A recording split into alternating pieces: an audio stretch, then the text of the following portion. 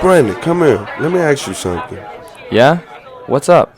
I can't take this job anymore. All I do is work, and don't get anywhere. Yeah, I feel you there, man. Are you still taking those night classes? Yeah, I am. Down in Des Moines, at Grandview University.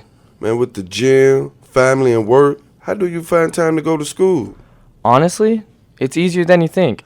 I haven't been in class in 20 years. What if I can't handle the classroom environment?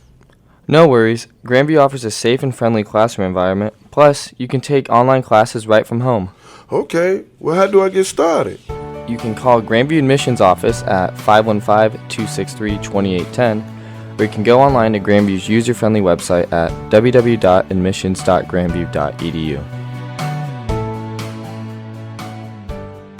You know, Halloween just around the corner, and America is more scared about who's finna be elected than scary clowns, witches flying on brooms, and ghouls and goblins. But when Rod Bradley, the pastor of True Bible Baptist Church, was asked, why is this country so terrified right now, he replied, I believe there's a fear factor out there. People are afraid. They're concerned about ISIS and being bombed. They're concerned about the violence that's going on around our world. They're afraid about global warming, climate control. They're just afraid of living in fear. Yes, America, it's a tough time for us right now. But don't be afraid to vote. We still need a president. This is Ray Deberry on Edge 88. Can drinking on campus affect campus living? I'm here with Lisa Donahue, that's a hall monitor for Grandview. And let me start out by saying thanks for coming on the show, and how you doing? I'm doing all right. Thanks so much for having me on your show. Now, how does drinking on campus affect the culture here at Grandview? So here at Grandview, we have 6 residence halls. We have the L Apartments, Langrock, the Hall Apartments, the Hall Suites, Knudsen, and Nielsen. So the drinking culture is different in every building. So for Nielsen, Knudsen, Langrock, and Hall Suites, those are dry facilities. So you're not allowed to be drinking alcohol in there at all. So we run into a lot of policy violations on that end. Now, in the L Apartments and the Hall Apartments, you are allowed to have alcohol. We have policies around it.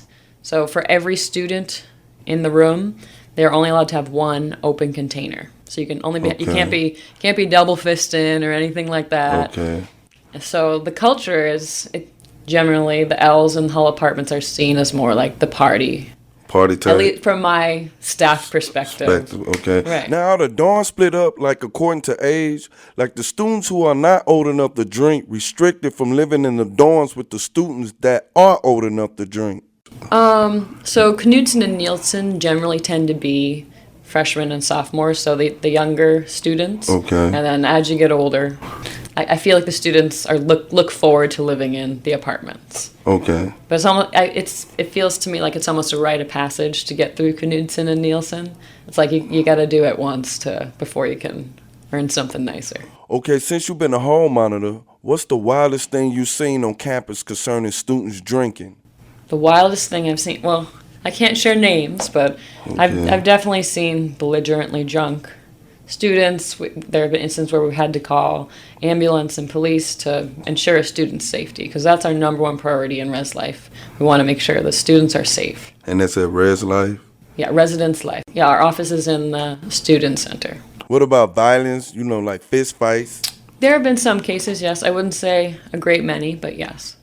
Have it ever got out of control where it led to a crime, like sexually? I think that's an excellent question. I want to think how I want to respond to that.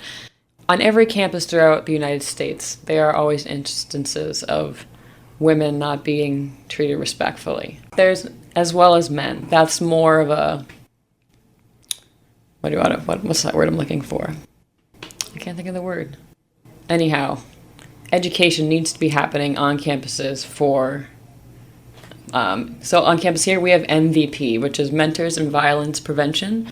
We're really working to educate people on how alcohol impacts relationships, and we talk a lot about sexual consent and what does consent look like. And that's very important because I think that's an issue that really needs to be addressed across the United States. And it can get kind of cloudy on campus when the young students and they drinking Right. and stuff like that. And being drunk is not an excuse for Right. taking advantage of someone in a sexual manner. Well, Lisa, I think that's cool to have mentors in violence prevention on campus. Yeah, you can reach out to our counselors on campus, Kent and Kenlon, and they're always available for anyone who ever needs support. Okay, and thank you for coming on the show. And this is Brother Pray, and you live here at 88 Edge. Fights on campus, waking up with a broken nose, car accidents leading to death. CNN says nearly 40% of college students admit to binge drinking, and a federal agency analyzed 60 alcohol interventions for colleges and universities. When Lisa Donahue, a hall monitor for Grandview University, was asked about counseling, she says, So on campus here, we have MVP, which is Mentors in Violence Prevention.